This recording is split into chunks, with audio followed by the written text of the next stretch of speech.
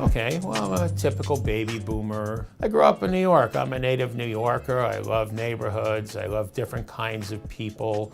I grew up in a Jewish household, and it was right after really the Holocaust. The only people that survived the Holocaust in my family are the people that came to the United States. So we were extremely grateful for the United States, because if it wasn't here, I wouldn't be here. The only cousin that survived the Holocaust was sterilized. So I worked while I was going to school, helped put myself through college, and it was my friends who were going to podiatry school at the time, and my mom filled out the application. I met a beautiful girl who, her name is Mary Kay. We're still married after 30 years. We ended up moving back to Milwaukee. I like things to stay the same. You know, I've been married for the 30 years, working for the same company for 30 years. My friends make fun of me because sometimes I like to go to the same restaurants and hang at the same places. I've really instilled in my children that thought process: start the job, finish the job, then you have fun. And it's been a great run.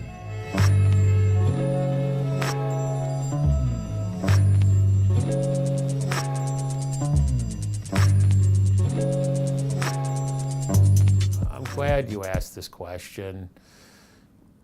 I just don't think there's enough love and caring in the world. It just isn't.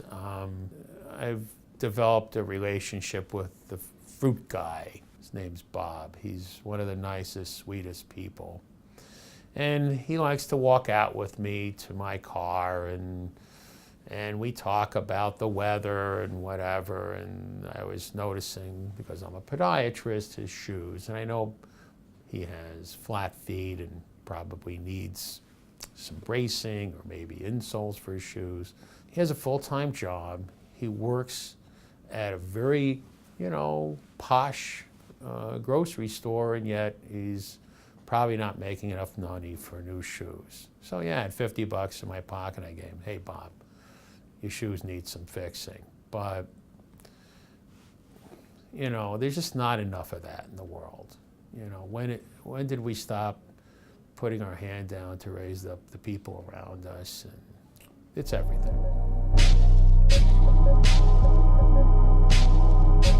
My dad had a tough end, and he was kind of ignored because he was a simple guy, not very well educated, and he had an aneurysm. He was left in an emergency room for 12 hours. They told me he had a kidney stone. It was awful.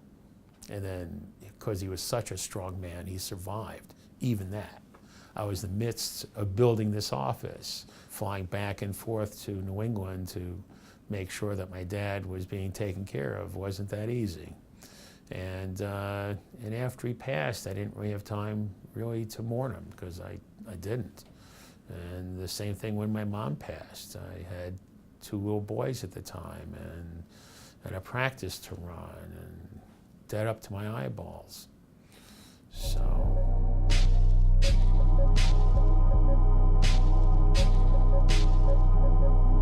The things that are too serious to joke about are the obvious ones. The Holocaust, slavery, things that caused such broad devastation and ruined so many people's lives. Growing up when I did in a in a family of first-generation people that had lost, their entire family, so racial jokes were just not allowed, because to target people just because of what they believe or how they look, it was too close to home.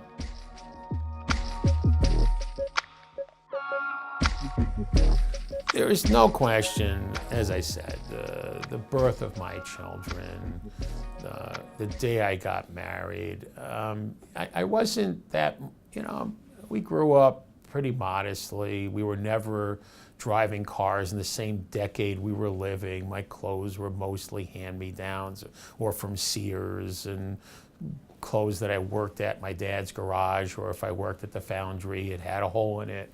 Too bad. I still went to work. Still went to school or wherever with those clothes that either didn't fit or looked awful or some combination thereof.